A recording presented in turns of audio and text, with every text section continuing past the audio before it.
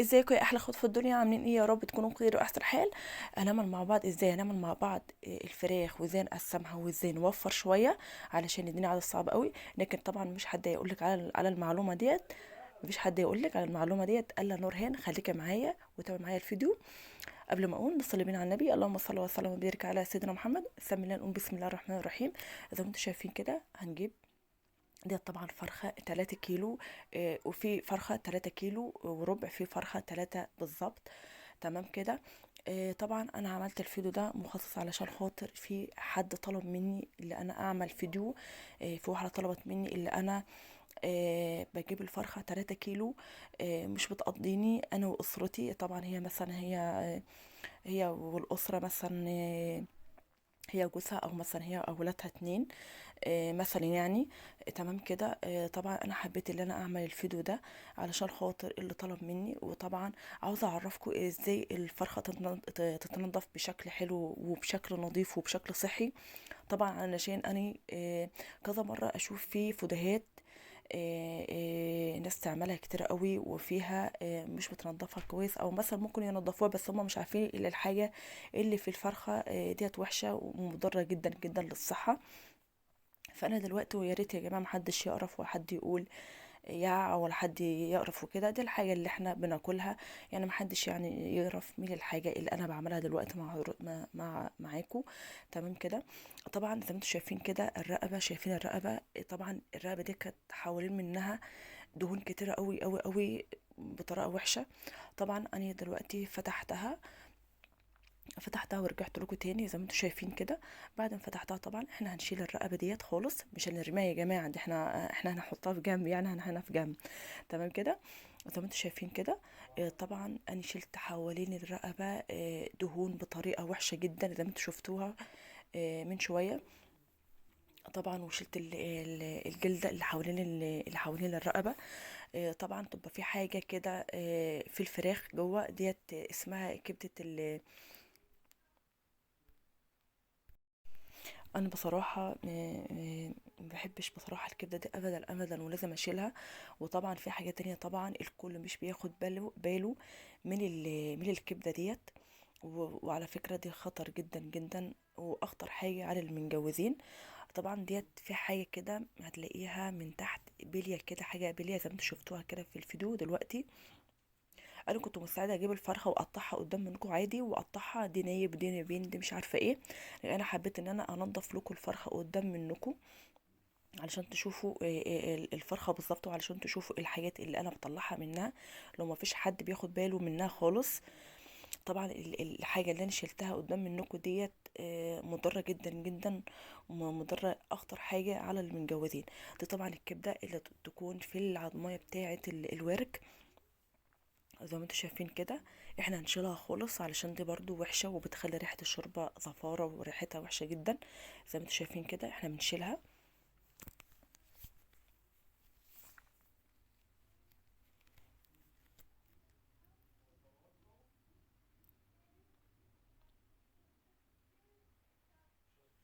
زي ما انتوا شايفين كده احنا من دلوقتي بنقطع الوراك. يعني مثلا الورك هو يعني نص نص ورك وورك. طبعا احنا نقسم دلوقتي ربع وربع. والصدر برضو نفس اللي احنا عملناه. زي ما انتوا شايفين كده طبعا احنا هنشيل حتة القفص بتاعة الصدر اللي هي تبقى ورا بتاعة الفرخة على الظهر.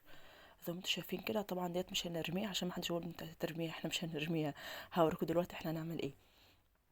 دي الفرخة التانية اللي احنا عملناها مع بعض، اللي احنا بنعملها دلوقتي. زي ما انتوا شايفين كده برضه هوريكم تاني عشان اللي مخدش باله ياخد باله دلوقتي.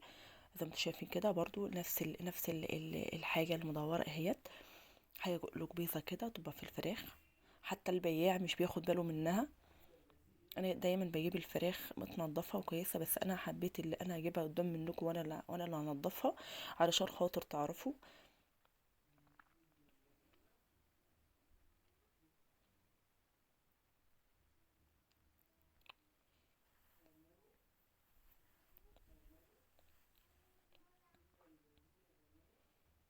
زي ما انتوا شايفين كده بنقسم الصدر.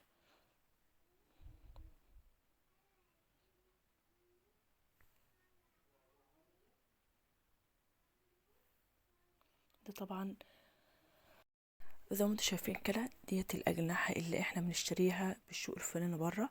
طبعا احنا هنعملها في طبخة تانية، وهنعينها في هنعينها في أكلة تانية وطبخة تانية زي ما قلت لكم. طبعا هتمسكي الجناح وهتشيلي الحتت اللي هي اللي هي الطويلة، الحتت اللي هي تبقى لها زي ما كلها حرف كده. فاحنا بنشيلها عشان دي برضو بتخلي ريحة الشوربة زفارة، بتخليها وحشة قوي. وزي ما انتم شايفين كده ده طبعا الكبد اللي هي الصغيرة ديت بتبقى فيها دم كده وفيها حاجات. فاحنا بنفتحها علشان خاطر بنشيلها منها وننضفها كويس. ودي الكبد ما شاء الله، الكبد طالعة حلوة قوي وطالعة نظيفة ما شاء الله. زي ما انتم شايفين كده دي طبعا زي ما انتم شايفين دي الكبد، وديت كبد وأجنحة. طبعا الكبد هتعملها طبعا في طبخة بصلوية على فلفلية على بطاطس، تعملها كده في أكلة حلوة كده. والأجنحة والرقبة تعملها في أكلة تانية. انت كده هتعملي من الكبد والأجنحة أكلتين، يعني أكلتين في أسبوع زي ما انت حابة. طبعا دي طبعا الوراك والصدور اللي احنا قطعناها مع بعض. زي ما انتم شايفين كده احنا قطعنا الفرخة كلها ربع ربع ربع، يعني اربع ربعات زي ما انتم شايفين كده. انا هوريكم دلوقتي الفرخة الواحدة اللي هي 3 كيلو، اللي اللي هي مش بتكفي اسرة. هعمل ايه دلوقتي؟ زي ما انتم شايفين، يا ريت بس تركزوا معايا كده. طبعا الورك انا طبعا هنقطعه زي ما انتم شايفين كده. هنقطع الورك الدبوس والورك اللي هي الحته التانية. زي ما انتم شايفين كده هنقطعها نصين، وهنمسك الورك التاني الحته التانية دي خلاص الدبوس كده احنا كده قطعناه خلاص. خلاص كده هنحطه في جنب. هنمسك بقى الحته بتاعت اللي هي بتاعت الدبوس، هنقسمها زي ما انتم شايفين كده نصين. يا ما شاء الله يا جماعه، ديت الفرخه دي 3 كيلو، فما شاء الله عليها. يعني انا جايباها كمان من حد واثقه فيه، وحد ما شاء الله يعني حاجته حلوه قوي، وحد انا بثق في حاجته ما شاء الله. والفراخ بقى ولا فيها حاجات بين الجلد وبين اللحم حقن، ولا الحاجات اللي احنا بنشوفها خالص ما شاء الله. حاجه حلوه قوي وحاجه ممتازه جدا. زي ما انتم شايفين كده الصدر هنقسمه، الصدر اللي هو الربع 3 هنقسمه 3 نوايب. زي ما انتم شايفين كده اهو كده 3. تمام، هعمل معاكم تاني علشان خاطر تشوفوا كويس. زي ما انتم شايفين كده للدبوس. ده طبعا الورك الحته التانية هنقسمها برضو نصين زي ما انتم شايفين كده. الورك قسمناه 3. الصدر اللي هو الربع قسمناه 3. ما شاء الله. يعني الفرخة ممكن تعمل لكي 4 طبخات، يعني 4 طبخات و4 من الأسرة ما شاء الله. يعني انت مثلا لو انت 4، يعني انت 4 من الأسرة ما شاء الله. يعني ممكن الصدر الربع اللي تعمليه 3 ربعات. والورك تعمليه نصين زي ما انتوا شفتوا كده اهو. زي ما انتوا شايفين الورك قسمناه 3، انا بوريكم اهوت عشان تشوفوا كويس. الورك قسمناه 3 حتت 3 نوايب. والصدر قسمناه برضو 3. يعني ما شاء الله ما شاء الله فرخة، يعني ما شاء الله عليها. على فكرة أنا دايما بجيب الوزن الصغير اللي هو 2 كيلو 2 ونص، عمره ما جبت خالص ال3.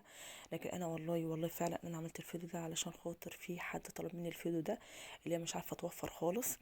زي ما انتوا شايفين كده خلاص احنا قسمنا الصدور وقسمنا الوراك اللي احنا عملناها مع بعض.